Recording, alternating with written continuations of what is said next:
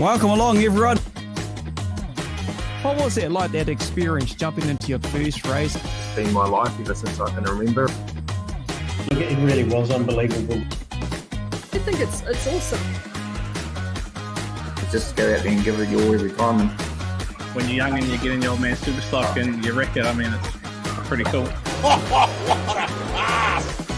Craig Booker with the big smile. He is the voice that's behind what you get to hear every Sunday night. Give it the hoot, Daddy. Look at that field. Doesn't it look fantastic?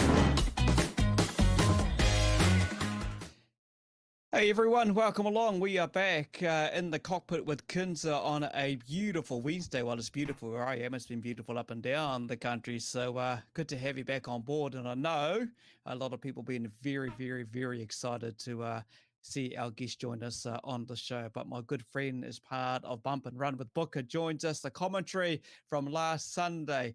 How you going, Books? Oh, I'm doing pretty good, mate. I'm actually doing real good. Our weather's not as good as what you've got. We got a bit of rain here in the Hawke's Bay for a change, which is a bit different. We don't normally get the rain. We've had such hot days lately, but a little bit today, but not too much, mate. But yeah, it's been a good day, and I've been pretty excited for this interview as well today, mate. I mean, the build up we've had, people have been excited. The feedback we're getting, it's pretty exciting, isn't it, mate? You know, like. Yeah, it's good. It's good to have another, and Sunday was a great day for our racing as well. And I see our good friend Dirt put up some great pictures today from the night for people to look at. But I might just get this out of the way straight away before we start, Kins, is that for everybody out there watching, Cockpit Media is not going to get involved and talk about this tyre issue that's going on around Speedway at the moment. Yeah. Our thing is we want to promote the sport and be positive and have some fun. So we'll leave all the politics and all the talk about and around the tyre issue and all that stuff to everybody else. Hey, mate, we're gonna focus on what we do. So don't bother asking any tyre issues tonight or tyre questions to Jason. He's not going to answer them. We're not going to ask him them. We're going to stay away from the tyre issue. We're going to talk about Jason's career and how great he's been with his rugby and his speedway. And moving forward, we're going to stay away from that tyre side of things.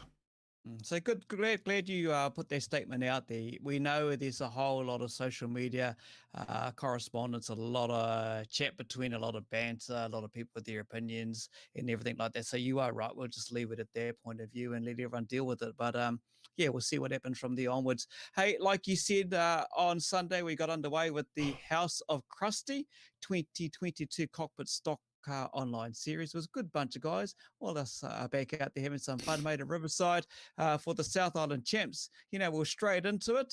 South Island bloody champs. Oh, first events, the South Island Champs. How good is that, hey? And you won the first heat. So our man right here, Reno Kinser, won the first heat, first night out. He just sneaks along, this fellow, I tell you. I just putted along there and just got home. And I know ET was on my tail most of that race. I said, bro, you were just pulling out of the corners. But yeah, just managed to sneak home. First win, got to be happy with that.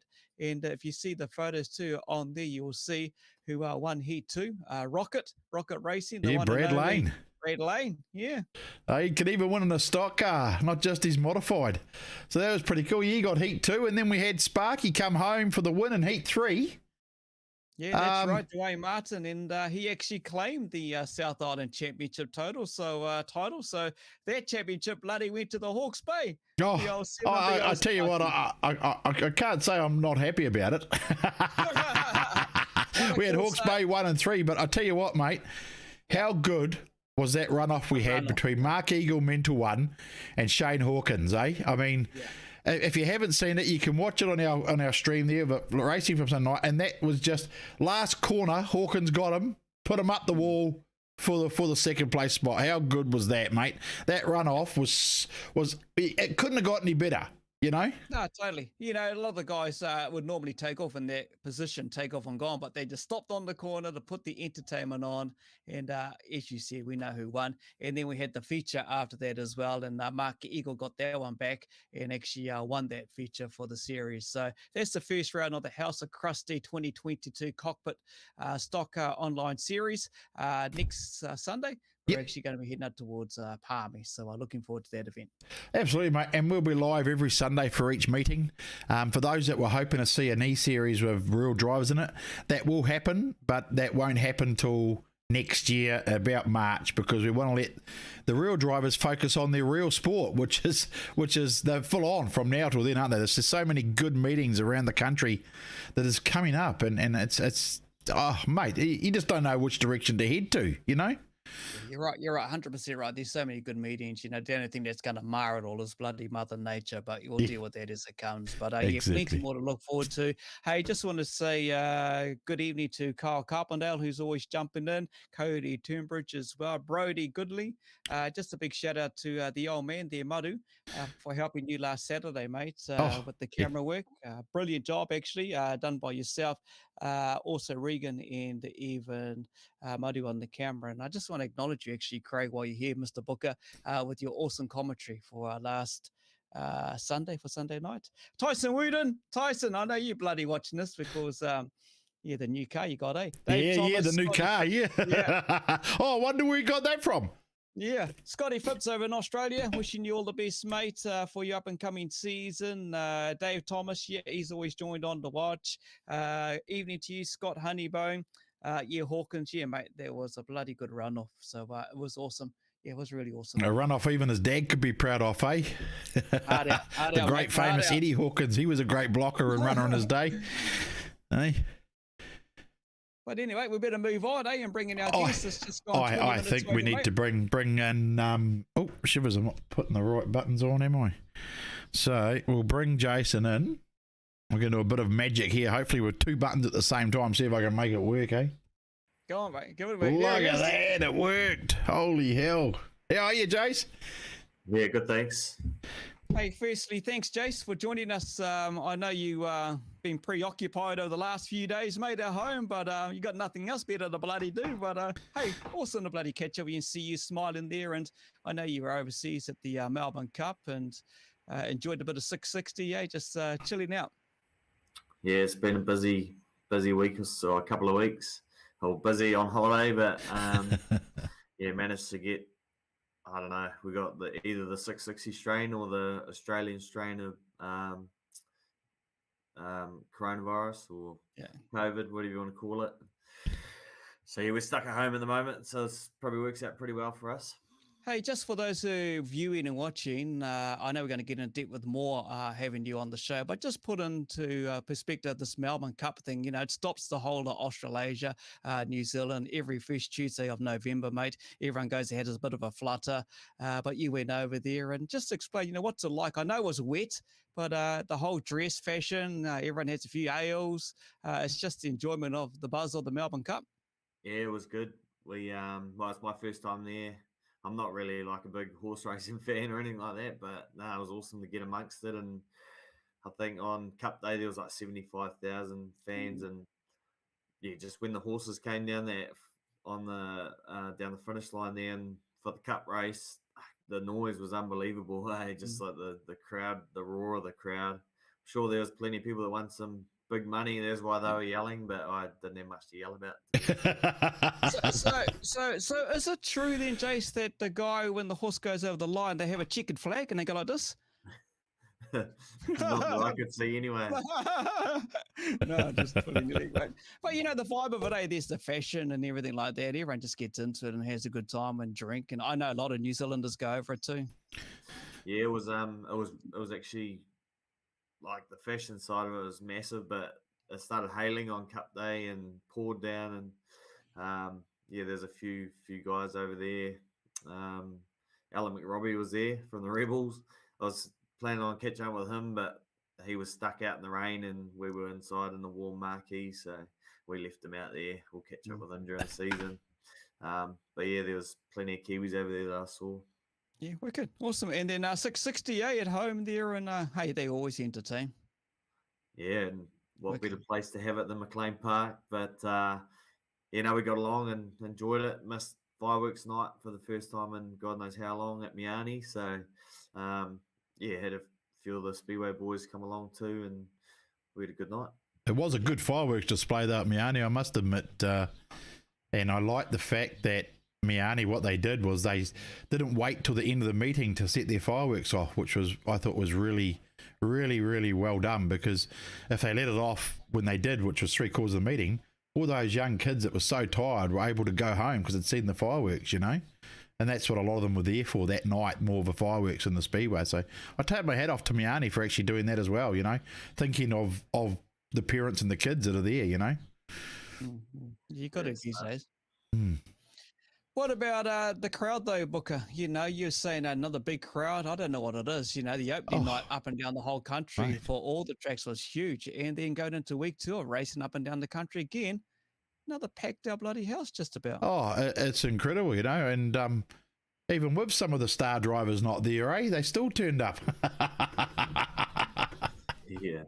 When you get something like fireworks or a derby on, the crowd will turn up. So, yeah, mate. It is good to see. 100%. Hey, we've got a few people here typing a few hard case questions. Daniel Chalk saying good evening, but Scott Honeybone, he had to put it this in. I made the Tyson comment team when I put bloody Tyson Long of all things because of the new car and everything. Ashlyn Means, what's Jason Long do in his spare time now? Yeah, we'll get to some of those questions. Brad Wright, mate, hope things are all going with you and your daughter and everything like that. So I hope things are all well in your neck of the woods at the moment. But yeah, look, g'day, Jason. Jacob Buckrule's on watching, mate. You're going to have a lot of fans watching the show tonight. Jacob, yeah. No, all good.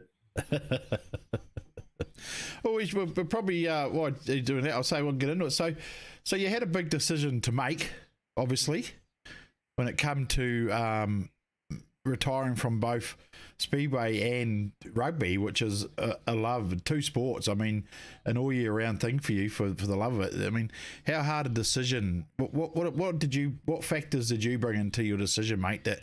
That brought you to say, hey, I need to stop both of them. Yeah, I don't know. For me, I guess in the end, the decision was pretty easy. Okay. Because just mainly because of what I've been through and that kind of thing. But when I say it was easy to make the decision, it's like, to actually accept it and all that hasn't been, it hasn't been that easy. Yeah. Well, I started playing rugby when I was 4 years old and started racing. Well, I started going to Speedway when I was as old as I can remember. But yeah, I guess for me, I sort of over the last 3 years had quite a few head knocks in rugby, and I've had like 8 weeks off at a time, and then last season I had 8 weeks off to recover and managed to get back playing again. And I was actually feeling pretty good, to be fair, and obviously race Speedway and we were sweet as, and I worked real hard in the off season for my footy this year, and I'd sort of got to a stage where I'd beaten all my records in the gym. I was probably the fittest I've been, heaviest I've been, and I was really looking forward to the season, but had that Shield game against South Canterbury, and I just got a bit of an elbow to the eye, and it wasn't that bad, to be fair. Like, they cut me open, but I've been cut open plenty of times before, and it's no stress. So I got cut open, and I taped it up and played on, and that was in about, I don't know, whatever it was, the 64th minute or whatever. And then it was only a couple of minutes later that my vision started to go, and that was kind of one of the symptoms that I'd had when I'd had previous head knocks. So although I felt I was all right, as soon as that vision started going, then I knew that I was no good. So I come off and sat on the sideline, and I was watching the game, and I couldn't tell you who was who. Like, couldn't read jersey numbers and that kind of thing from the sideline. Did all the concussion tests and all that kind of stuff, and it was pretty obvious what had happened. Got stitched up, and then sort of like had a couple of weeks just taking it easy, doing the return to play stuff with all the team doctor, team physio, and I got back to a stage where they were allowing me to run and lift weights in the gym again. So I was like, sweet. And we went away on camp up to Cambridge, and I got stuck into the weights and did a real big running sesh, because after a couple of weeks of just cruising, I was feeling like I needed a decent blowout.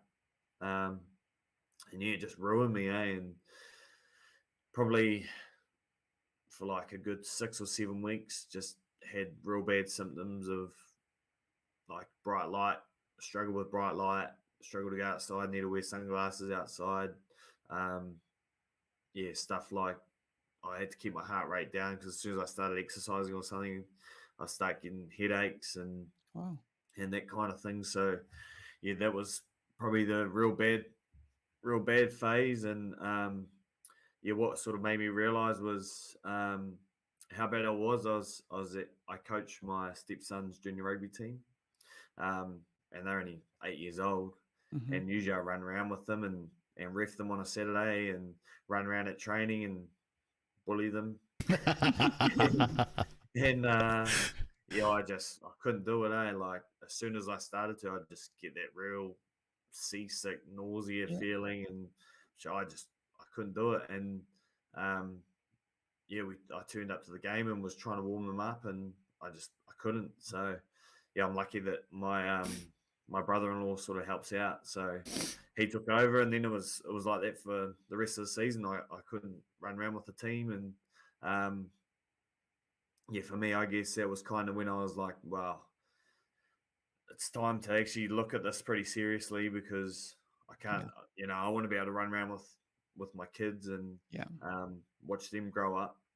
I ended up going to see a specialist, and she had given me a whole lot of stuff to do on a daily basis to sort of make me feel better day to day. And that kind of went on for a couple of weeks. And when I went back to see her, she just said to me, I think you really need to consider retiring from rugby. And she at that time she actually didn't mention Speedway, but she said it's time to retire from rugby, because just the each time you get a head knock, it's taking you longer to recover, and it's getting easier to get them, which was a massive sign. Like I knew that it was getting easier to get them, because I would literally hits that I would have taken 3 or 4 in a game, I'd take one and it was affecting me. And then I was just taking so long to recover. And she said that when you get to that stage, it's time. And she said, you can keep playing, but you get another one. What's it going to do to you? And how big's it going to be, So I guess for me, it was like I just had to sit down with Muzz, and we talked about it. And we just said, fuck, there's not much point in carrying on with the racing either, because there's obviously that risk of another head knock there too. So, although I've been pretty lucky with head knocks while racing, I have had a couple, but they've never affected me like the rugby ones have. There's still that chance, and you get stuck in a freight train and turn one, you got absolutely no control. So that's kind of what drew the line for me. So when we're talking rugby, to those who just tuned in and jumped into the show tonight, we're talking real top level rugby here, because Jace plays prop, and it's for a well-known team, the Hawke's Bay Magpies. I was about to say, you can say Hawkeyes then, eh? I was going to have to help you out. And you're at the top end of your game over the last few years, especially with the way the team's been traveling in the competition, the Ranfurly Shield, as you alluded to earlier on. But it's just backing up week in and week in and week in and week in, And you said right at the start, you've been playing the game since you were 4 years old. I'm guessing through those times, you would have been playing college first 15 and then moving up through the ranks. It's been that contact sport for you for many years, and it's taken its toll. But you've made a good decision, mate. Yeah, well, I think there was a stage where we were playing like 30 or 40 games a season, between 20 for the club and then 10 for Hawke's Bay, and then all the pre-seasons and that in between. So the old head doesn't get a rest when you're doing that, and then strapping yourself into a stock car, and going racing. You got to give the body a rest, and it's kind of why I stepped back from teams racing a couple of years ago.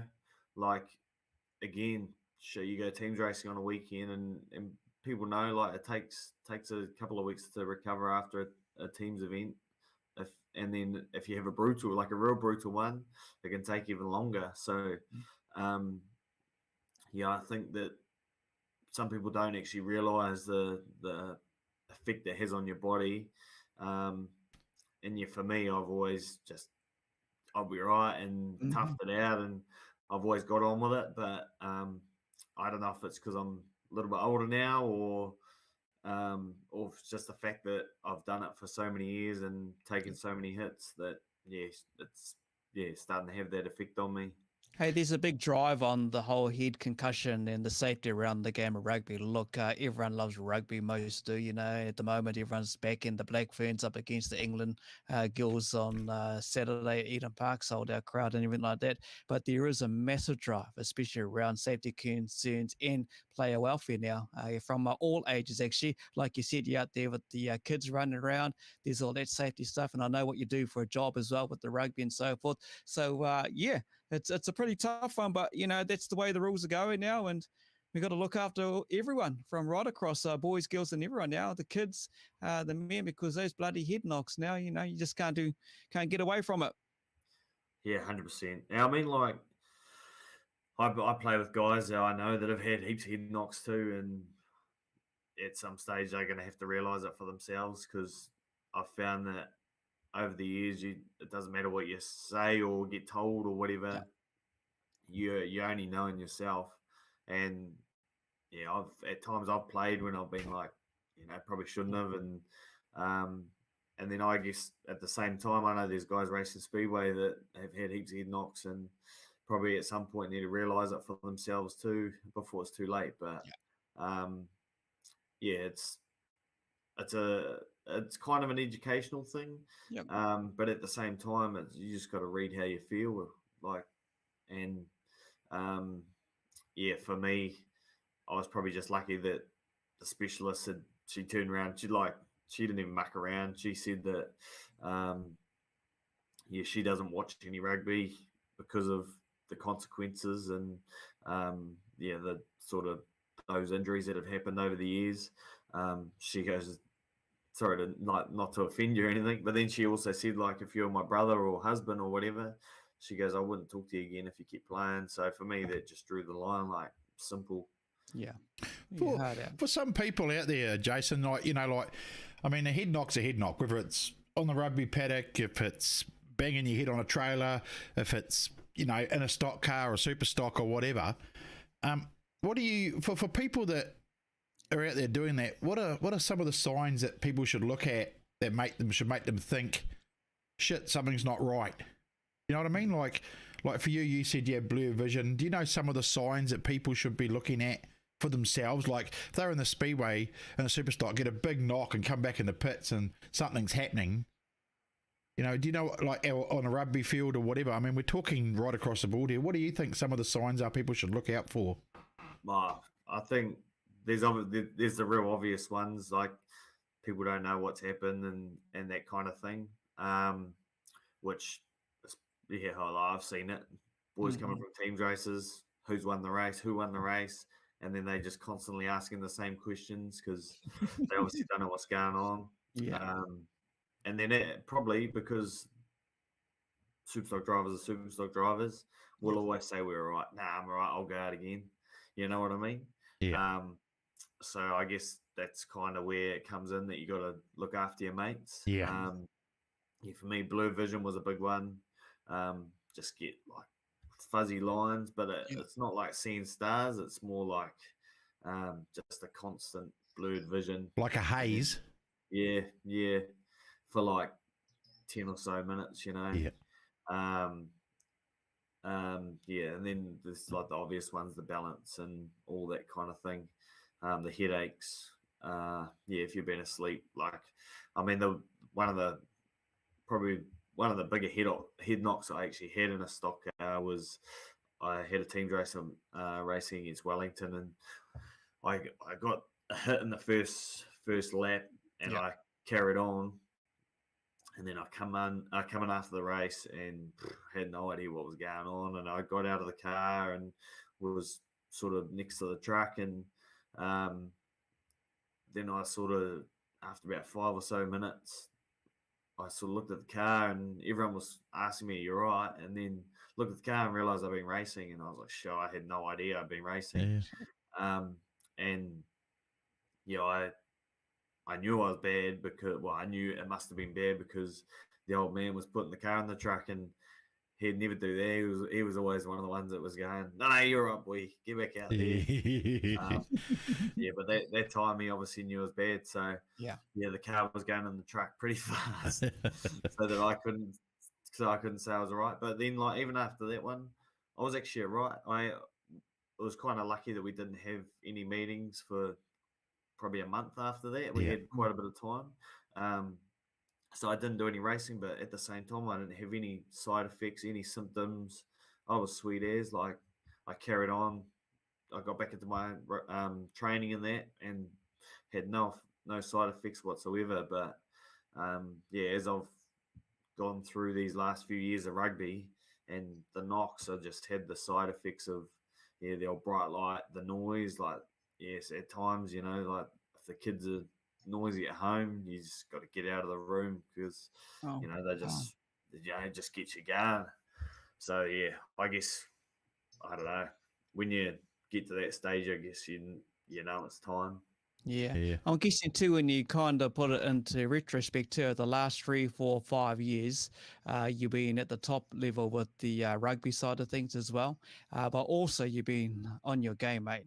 You've been the man to beat, basically. You just about nearly cleaned up everything you could think of when it comes to Speedway accolades in those years. You know, you're up there, you were competing with the best of the best at some of the biggest meetings up and down the country.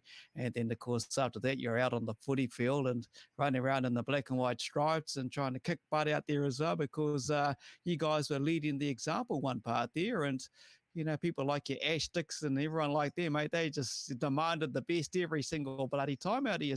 So you just about done it just about all year round. Yeah, well, to be honest, there was times where we were playing in back then it was the I-Team Cup final on a Friday night, and then we're out at Miami on the Sunday for opening.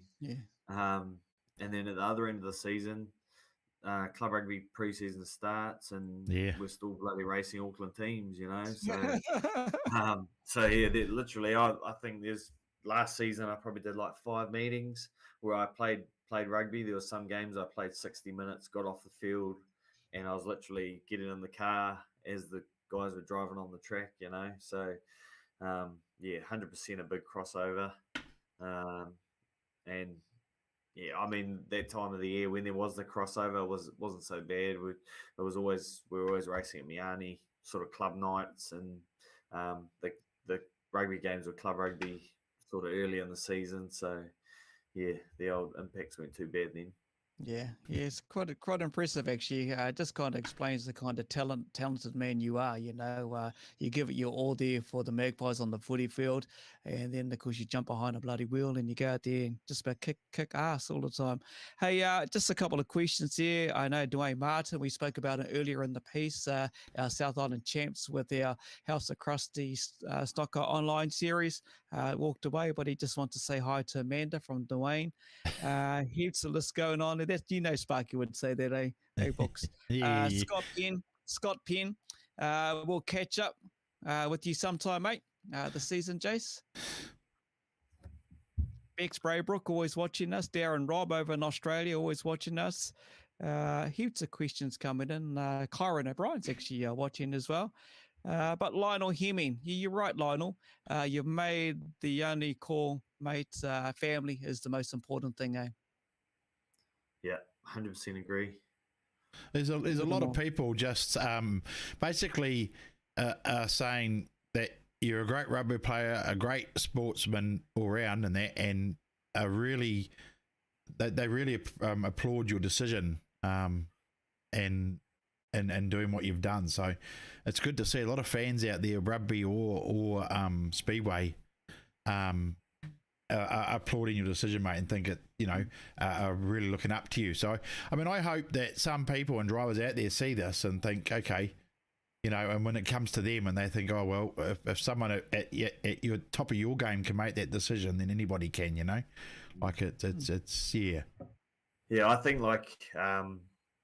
so when I say that, it was obviously easy when you get told, well, what you've been through and someone that's obviously quite high up. She's actually the silver fern doctor, to be honest with you. But, someone like that tells you it's time to hang up the boots, that makes it easy. But, yeah, so stuff like knowing that I'm only 30, I feel like I've still got a few more years left in me with Hawke's Bay. And then also got number 2 on the car, was real keen to get back to Huntley and, have a crack at up there. That was where I qualified for my first ever New Zealand's. And then, obviously had automatic entry for the 240s, and then Miani hosted New Zealand's next year. So, there was all stuff that we'd look forward to, and that's kind of the stuff that makes it difficult, as well as the, going away with your family and that each weekend and all that. But yeah, that's kind of the hard side of it. So yeah, I don't know, when I say that it was easy, it was in terms of that stuff. But yeah, the other side of it, yeah, that's the kind of stuff that makes it difficult. Just knowing that I feel like I still had a good 3, 4 years of me trying to keep at that top level. Mm-hmm. Do you think, totally. Sorry, kids. Oh, do you think that you might think about maybe wanting to go out and be a mentor out there at Miani at some stage and maybe help some of these young mini stock kids? Because we're looking at doing a mini stock. We want to get some mini stock kids on the show and talk to them. You ever thought about maybe doing that as a helping out, or do you think it'd be hard going back to the speedway every week and not be in the car? I don't know. I obviously missed out. Well, pulled out of teams racing over the last couple of years, so helped out with the Hawkeyes and that kind of thing, which I really enjoyed. So hoping to sort of, if they're keen to have me around, I'm keen to help out there again. And then I've just got a lot of mates that race and that, so I'll be spending a fair bit of time still at the speedway, and the whole mentor side of thing. So I always, when I grew up racing mini stocks, was kind of, for me, I always watched the old man race and kind of just lived and breathed speedway. So it was probably a bit easier for me than some of the kids that are coming fresh into speedway. But I always just enjoyed going out there. The old man never told me what to do. He just let me figure it out for myself. Yeah. So I don't know. For me, that's what I enjoyed. So I feel like when I go up and, say something to a kid, I'm like, he'd just be thinking, piss off, mate. I just want to do it my way, you're right. You did it your way. You learned from your own way, and that's how you did it. You can take a little bit of learning from Dad talking to you, but you're going to get out there and do it your way. And I think you're right, mate. You could do what you want to say and try and guide a young boy or girl along to try and do their little bits, but they'll soon work it out and figure it out. Like we've noticed over the last recent years, some of these kids just pick it up like that. They have the knack, whether or not they have a motorsport background or some sense, but then they go on to achieve so many different titles, not only in a variety of classes, So they're bloody talented before they even get behind the wheel. But also on your rugby side of things, you're saying earlier on in the show, you're out there with the little fellas coaching, bullying them, I think you said. But, but you're going to get back out there and do a little bit with the rugby side of things? Yeah. So I'm actually going to coach our Premier side at Hastings nice. this year. So I'll join the coaching staff anyway. Our forwards coaches he's going to be the president of the club. So that kind of opens up an opportunity for me to move into that role. So yeah, I'm looking forward to that, and I'll carry on with the young fellas because I quite enjoy that. The kids go really well. I think we've done 4 seasons or something and lost like 2 games in 4 seasons. And, and it's quite funny because I know, like you watch the other teams before the game, especially doing all these drills and stuff, and we just like play games, and I just try and make it fun for the kids. I'm not there to, I try and teach them the odd skill here and there, but it's all about fun at that age, and those kids just love turning up on a Saturday and getting into it, and they play really well because of it. So yeah, I love that stuff. Mate, you are speaking my language. I am exactly the same as you. I rock on up with my team and I look at exactly the same thing. And I said, you kids know what to do. Do what you do. Have fun and get there. And we walk away with the win. And everyone looks at us and go, what the hell just happened there? You're right. It's the kids having fun. You have all of this, but it's the passion, it's the love that you have. And I'm still bloody coaching these days, at my age, and I'm still running around with the kid half the time. I'm thinking I'm a kid. And, but it's just the way it is. You get out there and do. Wayne Brunton, good comment here, good decision. Jace the Ace, health and well-being is important. Maybe you could go around schools and clubs and be a spokesperson for head injuries. Wow. Yeah, Well, to be honest, I actually ended up there's like a men's club, I guess, at our Eastern Institute of Technology, which they just asked for a magpie to come along, and it just so happened that it was myself and one of the other boys because they're both injured, and talked to a whole lot of guys that have had head injuries far worse than what I've had. Those fellas are sort of in wheelchairs and all sorts of stuff. So yeah, going and talking to them was quite good, and even with them listening to me, they kind of thought, shit, he's been through what we've been through to some extent, but then, they obviously got long-term stuff that's going on and all that. But, I'm put a smile on their, between myself and Jake Devery, who came that day, put a smile on their face, and they loved it, and they were all getting posters for their grandkids and all sorts of stuff. So, yeah. I think the connection, though, is you're still a young man at heart, and you can deliver and talk to that younger generation, and they will kind of relate to you and interact with you compared to maybe someone who's of an old age, as I would like to say, and walk in and then talk about all of that. They'll take a look at them and think, how age Aiken's old. Yeah, old and dottery, talking the real bloody medical lingo, and they don't understand. But looking at you, mate, I think the kids would enjoy it. Dwayne Martin, another comment. Might be time for Kokpit Superstocks. You get no head knocks online, mate. You just push the escape button. Well, hey, look, Jason has said he's going to come do a guest appearance in this new series and race one night with the boys, so that'll be quite good. But we've also got one here. I need to put this comment to bed, and I'm sure Jason will back me on this, but AJ Axton's here has put, have you finally accepted the Bay of Plenty as the real Bay? And it's not, is it, mate? No way. Not even close. And then he's got, hope you are well, mate, and we'll catch up for a brew over summer. But AJ, we've been on the show. He knows the truth. Yeah. We know where the real Bay is, mate? Hey? Yeah. AJ, we might actually tee you up, mate, for a bit of a show next week as a build-up to Huntley, actually. So yeah, we're thinking of doing that, yeah. Yeah, you might be able to get your 2 cents worth back at these bloody too. You and Alan, actually. No, we might get Mick for a bit of a chat. John Northover, Ken, Jason, remember his old heat days, racing under Longy 41B. You were a youngster, the old stock car heat days. That's way back, eh? No, I was only about 10 and I spent more time banned, I think. That fella banned you most probably was him. It wasn't me, mate.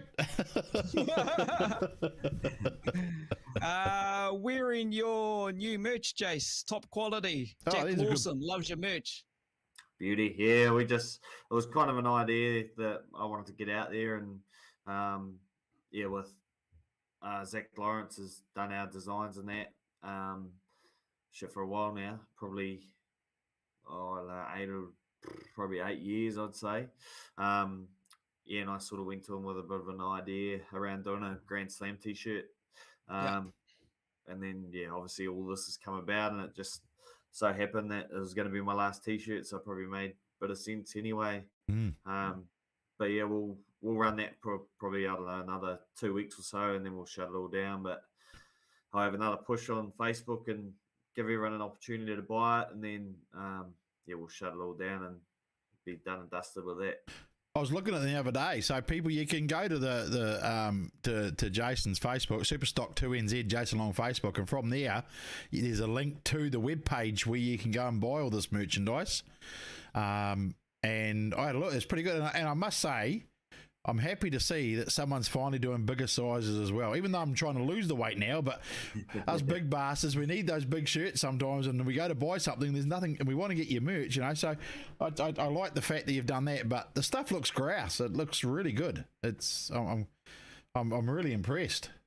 Oh, you bloody twisted my arm now, Books. I'm going to buy one. Yeah, I'm going to go buy a hoodie, mate. I'm actually going to get myself a hoodie. So I'm going to buy a t-shirt and wear it proud down the South Island for the next 3 weeks. There you go. Look, That's what I'm doing. see, I already decided I was going to get a hoodie. So, But look, people out there, if you're watching the show, just go to the Superstock 2NZ Jason Long page, which is, if you look at it, the link for this video, you can see it. You can actually click on that. It'll take you straight to Jason's page. Yep. And in there is a website which you'd go to, and then it's all self-explanatory in it, Jason, once you get into the website. Easy to operate, easy to use. Here it is. I'm looking at it now, checking it all out. The merchandise, the grey hoodie, black hoodie, the Grand Slam t-shirts, all there, kid sizes, right through from $55 right down to $34 for kids, $35, $45 here, $70. It's all there. Just go along there, click on the little sizes. I'm having a bit of a jam now. I'm going to order me one. So yeah, that's me. I'm in. Hey, this question's been popping up quite a bit in the chat from Ashlyn. What's Jason do with his spare time now? He probably wants me to say that I'm going to play PlayStation with him or something. I don't know. Nah. Yeah, I don't know. We're actually, my wife and I are in the early, not so early stages anymore, but we're going to start up a Chipmunks indoor playground. Oh, wow. Awesome. Wow. So yeah, that's kind of well and truly coming along. So yeah, should be all up and running in the next few months. Didn't we have one of them a while back, didn't we, in Napier? Was he one a no, while it wasn't back? a Chipmunks. Yeah, it was something else, but it's nothing like what we're going to build, hopefully. Yeah, I'll bring my grandkids to your opening, mate. We'll support you. Yeah, beauty. Yeah, so I guess it's going to take a bit of time, but yeah, between the kids and footy and let's be getting out and watching a bit of speedway and that, but yeah, we'll just focus on the family at the moment and then start figuring out what's going on after that. I think that new venture, Chipmunks, will probably keep you guys quite busy. Those things nowadays go off, So yeah, well, there's nothing like that in Hawke's Bay, so it was a bit of an opportunity we thought. Taking it. I can just see it now, Box. Can just see it. Chipmunks Superstock series. No, probably brought to you by Chipmunks. He needs to get himself a proper. He needs to get himself a proper racing rig and join the E Series when it happens. No head knocks in E Series. Although in saying that, I almost fell off my chair one night racing, so could have got a head knock there. But hey, listen, you're better. We might as well touch on it. Everyone talks about it, and there's bound to be people in the chat here that are going to correct me, but I've got a bit of stuff written down here. So it's saying you've achieved quite a bit. 2015-16 2NZ, 2016 teams champion. That was the first. Well, it wasn't the Hawkeyes' first one, wasn't it? And that was pretty cool. I remember that, mate. It was awesome. 2017 NZGP champion. 2018 North Island champion. 2019 New Zealand champion. 2020 teams champion, and I think teams nationals in that year as well. He did the double. Yep. And 221 2NZ, and then last year 240s champion. So I'm sure there's probably stuff I've missed. I'm sure people will tell me, but mate, that's a hell of a resume for Speedway. You know, for such a young man as yourself to what you've achieved there. Is there any one of those that stands out more than anything else for them, or you think they're all just as equally big in your eyes, or is there something that you enjoyed more winning than the other, so to speak? Well, I don't know. It's a hard one, and everyone always asks me what do you like winning more, the Ranfurly Shield or Team Champs, you know. But again, they're all individually, they've got their own meaning or whatever, you know. And their first Team Champs was massive. Like we'd chased it for so many years, and Muzz had been a part of 20 of those, and it was kind of Muzz got to the stage where all he wanted to do was teams race, and he'd do the odd meeting here and there, but he was all about teams racing. And when we won that shit, that was that was awesome. Like, that was cool. And obviously winning the New Zealands, and then I think probably the first time I got 2NZ, like over in Stratford, it was one of those meetings that I got to the last heat and I was first equal with two other guys, and I got taken out in the first corner, and then I managed to fight my way back, and Steve Jude done a bit of work, and stand away, and the Reezers were into it, and I managed just to keep going, and I managed to get up to 2NZ. But I guess when I turned up there, I was confident that we were going to go well, but I just didn't know how well. So to leave with a number, that was pretty awesome too. So between those three, I think the 240s, like last year when I won the 240s, just the relief of getting a Grand Slam.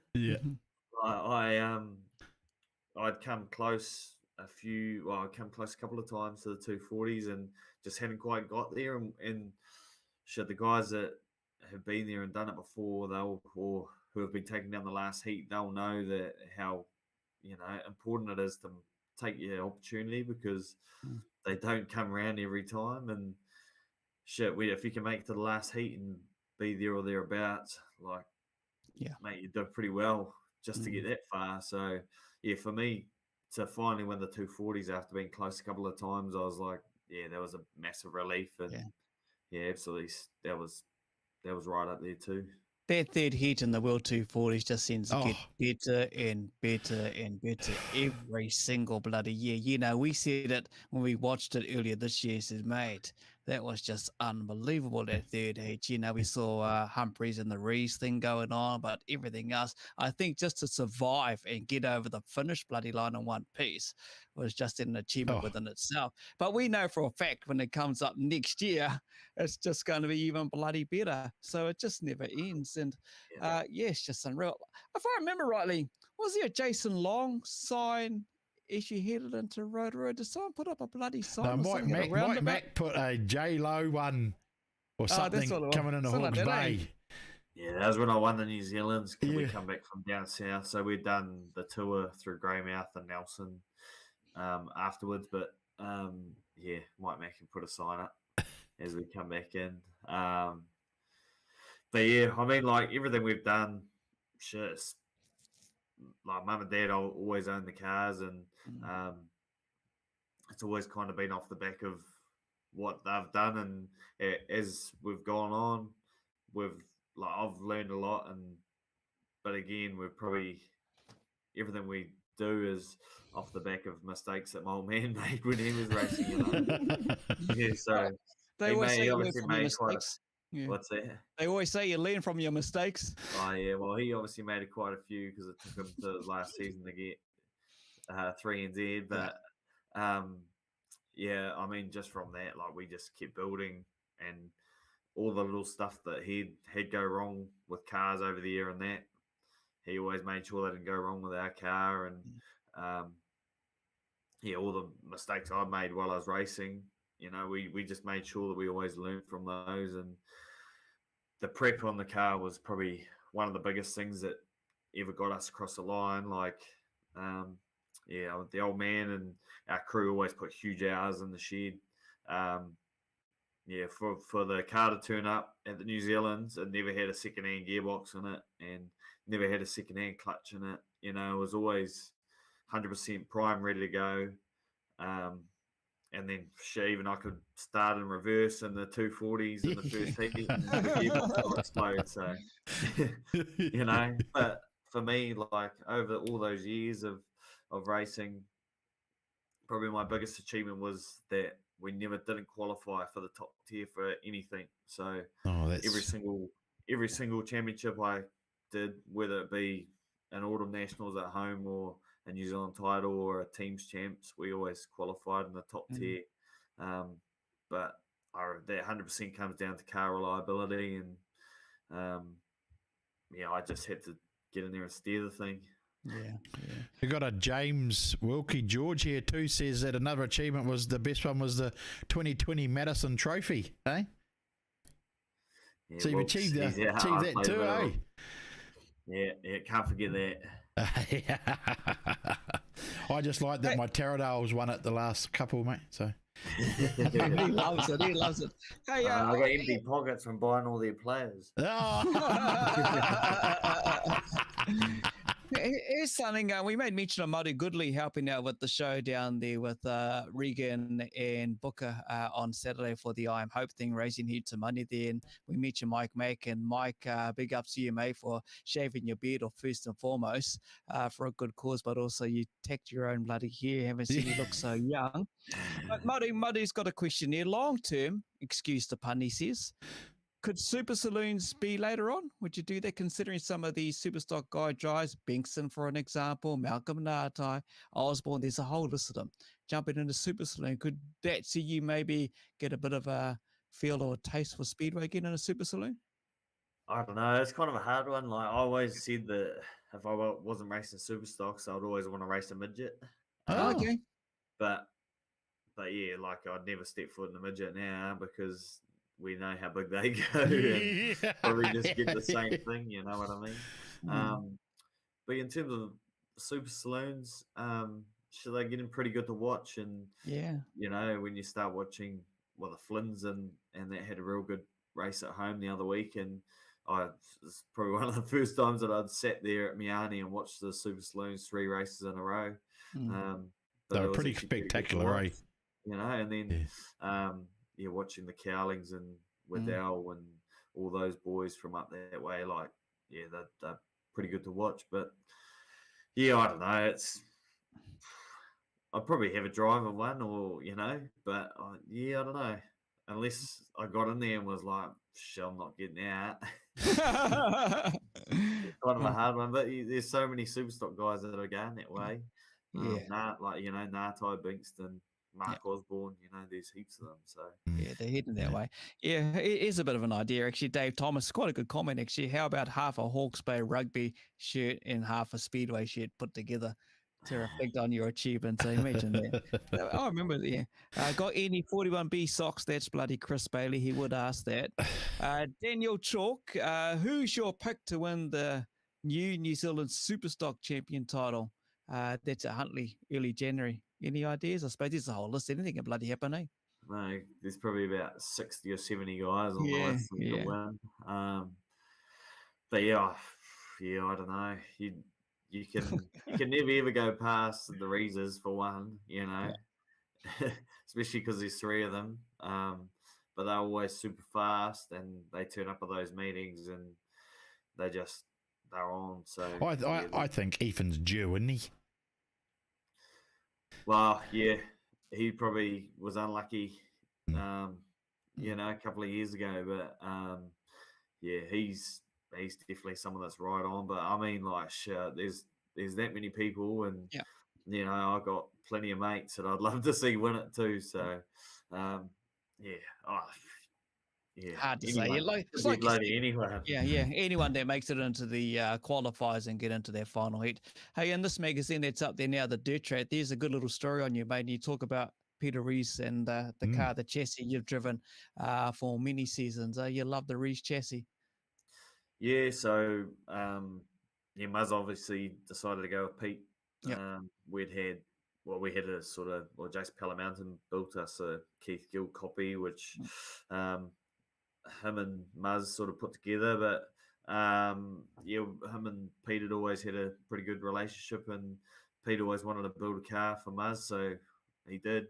And then we've never looked back, really. He's always developing, and when there's three of them like that, racing the cars week in, week out, they make changes that no one would ever know about, and they'll all do something different, and they all, you know, they'll put their heads back together and figure out what works, and that's exactly how they develop their cars. And I know that over the years I've talked to Pete and stuff and given him feedback on how our car's going, and yeah, it's kind of good, I guess, for him to get all that data together so that he can figure out what's next for his cars. But he's always been really helpful for us.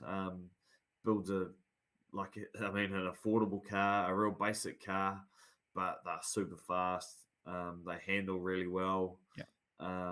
And he's always developing them, and that's why we've had so many of them. I don't know how many we're up to, 5 or 6 it was. So yeah, we'd had quite a few, and we'd had success in every single one of them. So yeah. How cool was that 8-1, mate, with that flame coming out the back of your car, eh?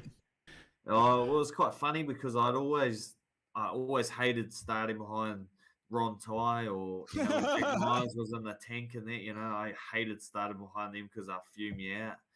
And then, yeah, every single time that I had someone behind me, I didn't care if it was my mate or whoever, I was always making sure it got a few extra revs to fume them out on the start line.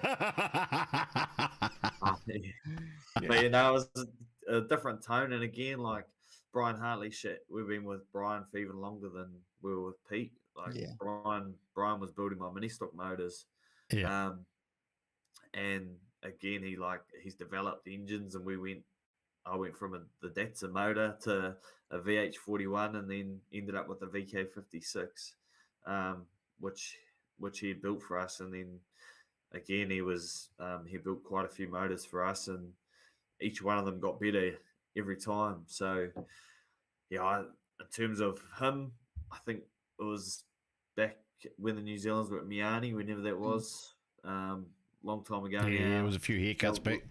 Yeah, we had one issue on opening night with an engine, and then we took it down to him, and it was when he was still first developing the VK56. He fixed it.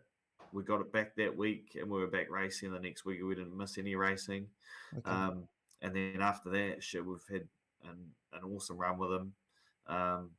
And yeah, I mean, again, that comes down to the reliability. When you put a Hartley motor in your car, it's going to keep going. And if you do have an issue, he'll have it sorted for you.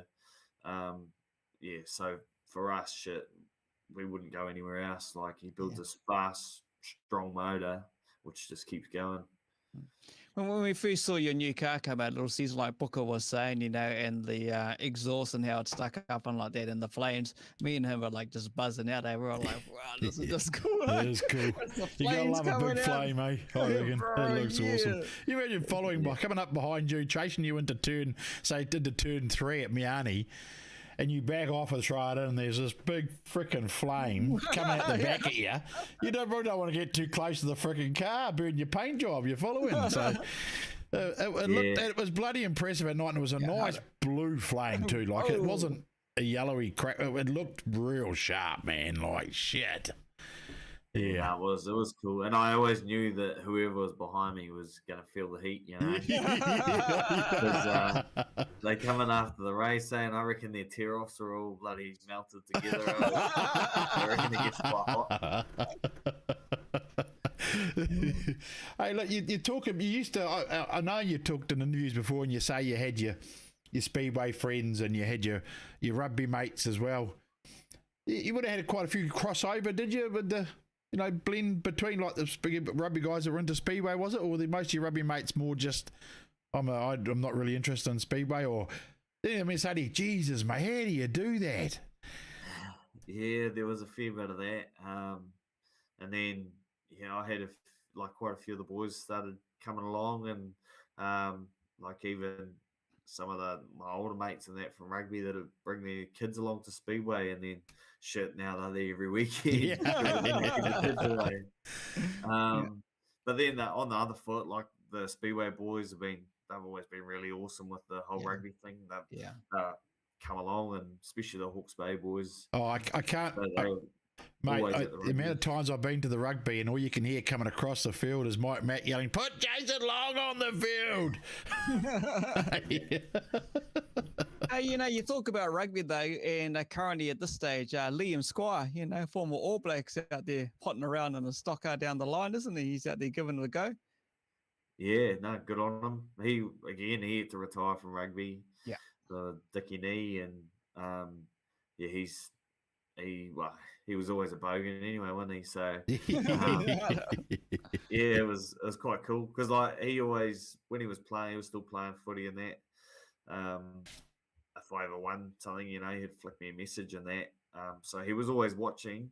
So now I guess he's just got the opportunity to go racing, and he is. It looks like he's going pretty well too. What was it like playing with the likes of people like Ash Dixon, mate? I mean, that guy's in Hawke's Bay Rugby. What was it like playing with a guy like that? Was it? He was awesome. He's a real influential player. And off the field, just like if he talks in the room, everyone listens, kind of thing, And I've been there when boys have mucked up on the weekend, had a few too many beers or whatever it is, and he'll have you at training and he'll ruin the whole team, and we all do it together, He was a no bullshit. He's a no bullshit kind of player. He just gets stuck in, and he's actually someone who comes out. He was coming out speedway a little bit and having a look, and I've been pretty lucky to play with the likes of Brodie Retallick. A few years ago now, Brad Weber and Izzy Dagg, guys that will go down as some of the best in Hawke's Bay. And they're all just real humble kind of guys, Brodie's another one. He's a hardcore bogan. He's more bogan than I am.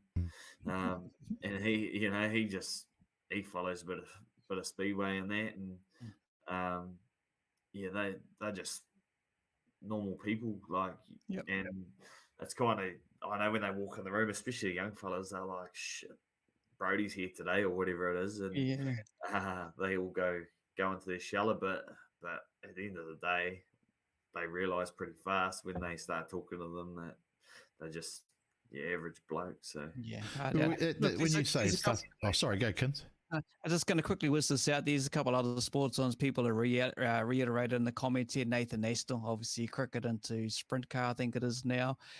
Cam Roygard, bit of rugby. And obviously the Roygard name associated with Speedway. Steve Lancaster, the list goes on. Dave Thomasine, Brodie, Ed Drifting as well. These guys just get around to it.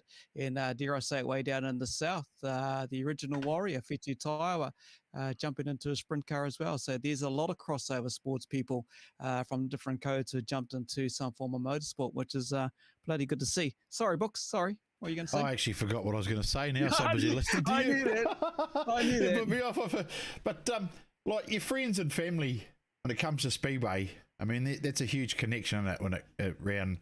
I mean, you must have made so many around the country now that have become good mates, have you, through your Speedway? Oh, 100%. Yeah, like the likes of Jacko Myers, like our old man, they always race together, and the Levine boys, and it's there's endless people around the country who my old man raced with, and I saw their kids fucking every second weekend, and then yeah, I think that everywhere you go, not that we really do, but you could pretty much get a beard anywhere you want to go. You know, you got that many mates, or good people around the place, which is one of the big things that Speedway brings. Yeah. Yeah, that's something you'll never ever lose and forget.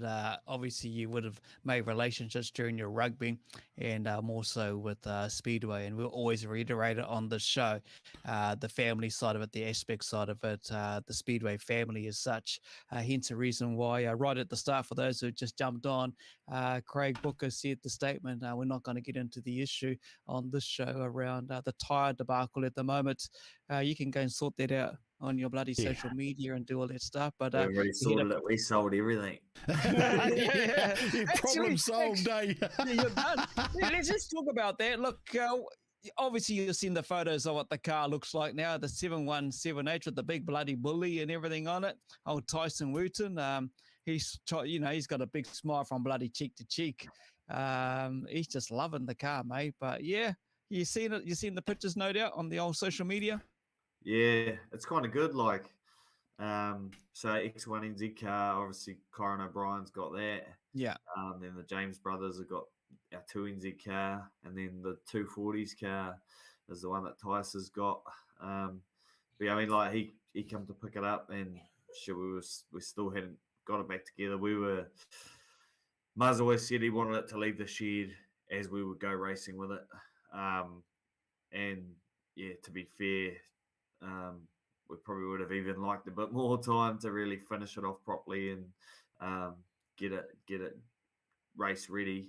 But yeah, for us, there was multiple things that Muzz changed in the car during the off season, or even in the last few weeks that we had it, to get it as good as he could get it, ready as if I was going to race it. So yeah, I mean, the James brothers, sure, their car was good to watch the last couple of season. They were into it. It was good to see. And Kyron has got our 1NZ car going really good.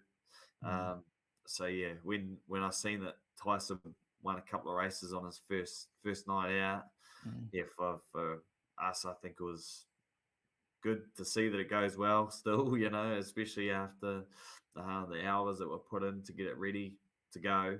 And obviously reward for Tice for his investment that he's put into it. And I mean, sure, we were prepared to keep that car for a couple more years and would have loved to keep developing it even further. But yeah, now it's in his hands and gets to race it at his home track for the New Zealand. So yeah, I'll be excited to see how he goes for sure. You're going to go to that? You're going to head up to New Zealand and watch that, you reckon? Yeah. No, we'll get up there definitely. We'll try to get around those big meetings, the 240s and that. Got to drop the trophy back for that. What do you think makes that 240s the event it is? I mean, it just seems to people want to go to that ahead of the New Zealands. Yeah, I think the atmosphere for one, it's a pretty cool atmosphere in the bowl there. The drivers, I don't know, the track probably provides the racing because of the excitement of the first turn for one. But then, it's kind of at a time of the year where, you've either won the New Zealands or you haven't, and people, I don't know, just keen to get into it, I guess. There's a bit of payback. There's paybacks to come, all of that kind of stuff. But yeah, I mean, Stan always prepares a massive track up there, and Sonia and her crew run a bloody good meeting. In terms of organisation and all that, for us, we'd turn up and there'd be a car park there for us because we'd sort of rang ahead or whatever, and always looked after everyone, always caters for everyone, and just really well run meetings. So they do an awesome job up there for sure. I think the key thing to it is a driver and people who go along to these events. You put it in very similar to the Palmy teams as an example. You know what you're going to get every single year. You know what you're going to get is an action on that track. You know what you're going to get from the organising side of it, the preparation to it all. And obviously the biggest thing is the atmosphere of the crowd. It's just a yearly thing that people seem to congregate to. Now the 240's up there with the teams. You know what you're going to get, basically. And and it just seems to turn it on compared to if you use as an example, just throwing it in there, the 240s had to go from different track to different track to different track. You wouldn't know what you would expect year in and year out. But with Rotorua, like you say, turn 1, turn 2 could turn it on. The action is just going to be next level. But when you go to Palmy teams, it's no different there as well. You know, the hype of the square, the crowd coming into Palmy, and then you go to 2 nights of bloody racing. I think it's just that you know what you're going to expect, and you get bloody value for money, I would guess. Yeah, I 100% agree. And we probably only done, I must have done about 4 or 5 240s. It was never really one that Muzz had chased. He'd done it a couple of times, but not one that we'd done every single year, you know. So, I ended up doing it quite a few times. But, for me, winning the 240s was about getting that Grand Slam. And, and I think the 240s is probably the hardest one to win, to be fair. Yeah. And not because it took me the longest. I think it's probably mainly because it's harder to qualify. Like, you know, less numbers go through. You got to get through turn 1 and turn 2. And then if you do that, you got to get through turn 3 on the first lap. And, you know, if there's not a pile up in 1 and 2, there's always 1 and 3. So, to win Rotorua, it's pretty hard to win it from an outside grid. Yes, yeah. Hard out. Yeah. You know, there's all of that stuff that contributes to making it hard. So, I don't know. Yeah, and you just got to wonder too. You don't know, do I go around the outside of this guy? What the hell's he going to do? Who's he blocking for? Who's he bloody waiting for? And if you decide to go around the outside and he puts you up the bloody wall, it's like, oh shit, he was waiting for me, wasn't he? After all, I thought he was my mate. No. There's all of that that goes through your mind, everything like that. Yeah, for sure. Yeah. I don't know. I know Book always asks the question, the old track code side of things, eh? I asked Jason that last time we had him on. He told us he'd be his mates first, so we don't have to ask him that question anymore. Tyler James is watching. Can you ask him what car was his favourite? Favorite car? Shit, it's a hard one, eh? Yeah. Like that second to last car that James has got, racing that end of the last meeting I drove it. The worst thing was that we'd always get rid of a car when we'd finally get them absolutely flying, and then we'd get rid of it. But it would take us 2 years. And then that one there, I raced it at home at the Autumn Nationals, and it was like a 20-lap final. And it was just absolutely hooked up, and like I was having the most fun I'd ever had in a car. You know, it was that fast. And then William Humphreys had other ideas.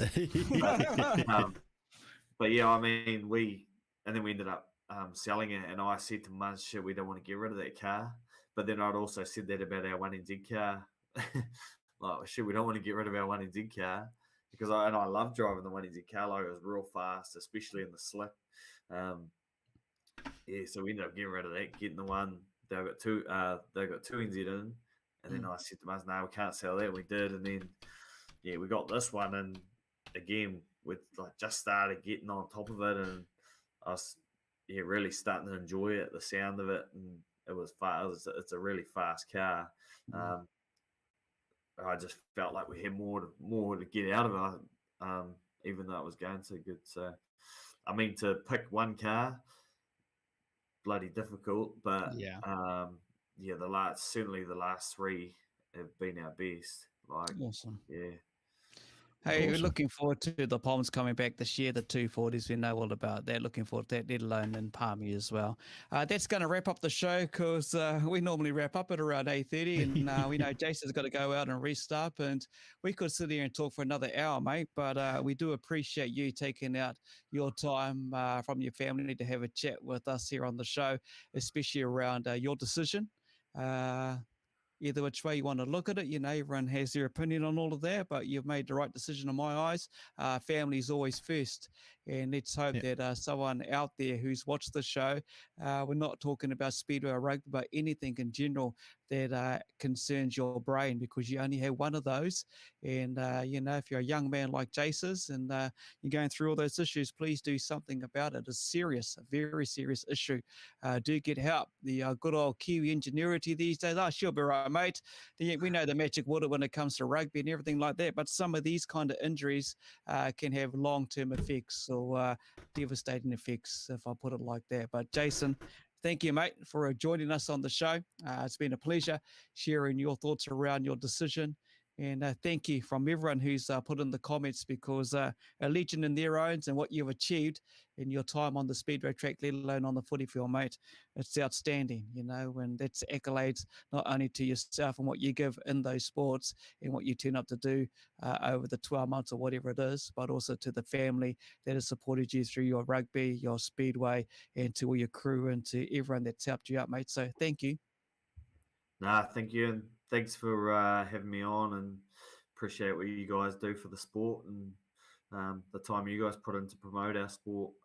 I got a million people to thank, but I won't do it because I'll forget someone. But yeah, obviously, mum and dad and my wife and my brother, and probably Oz, who's my number one crewman, who's always been there. That's Jimmer's husband, isn't it? Is that Jimmer's? Yeah. So that's Jimmer Holloway, formerly Jimmer Palmer. He's been there since I was in mini stocks, and he probably hasn't missed too many meetings. I'll be able to count them on one hand. So yeah, he spent more time with me than his wife. So but yeah, and then obviously all my in-laws and that, looking after the kids and that while we're away. So yeah, there's a million people to thank, and I'll do something on Facebook to thank a whole lot of people. But I won't go too far into that because I'll start forgetting people. And then get in trouble. You'll get in trouble. It always happens. That reminds you. Just go to superstock41.co.nz. Jump on there. Some merchandise.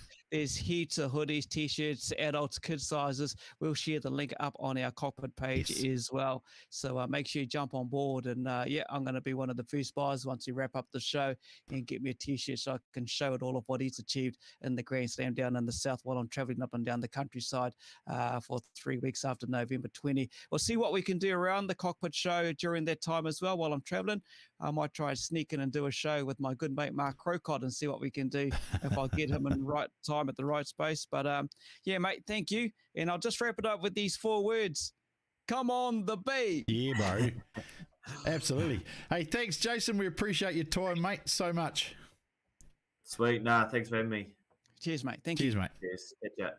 There we go, folks. That is a wrap-up of In the Kokpit with Kins and Bump and Run with Booker joining us on a Wednesday. What a show that was. Thank you very much for your wonderful comments and the accolades to a man that's given so much on the footy field, but also on the Speedway track, that's entertained in both sports, but also has made a right decision in his mind. And I actually credit him for all of that and everything. So just quickly, another plug, superstock41.co.nz. Get on there and support him, and we'll catch you with Jason on the trackside. Don't forget to also, we are back on Sunday. It is the House of Krusty Stock Car Series, the online series, build up at 8:15, racing at 8:30. We're at Palmy. But also, as he made mention, there's a big meeting coming up in Huntley.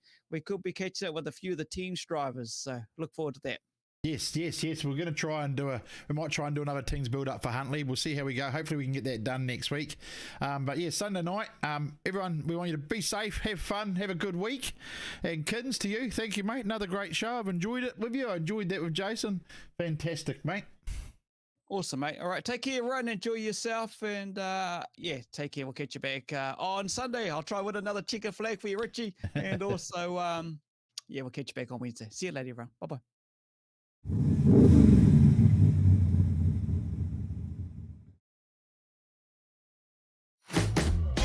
Welcome along, everyone. What was it like, that experience, jumping into your first race? It's been my life ever since I can remember. Look, it really was unbelievable. I think it's awesome. Just go out there and give it your all every time. And When you're young and you get in the old man Superstock and you wreck it, I mean, it's pretty cool. Craig Booker with the big smile. He is the voice that's behind what you get to hear every Sunday night.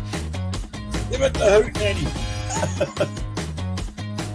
Look at that field. Doesn't it look fantastic?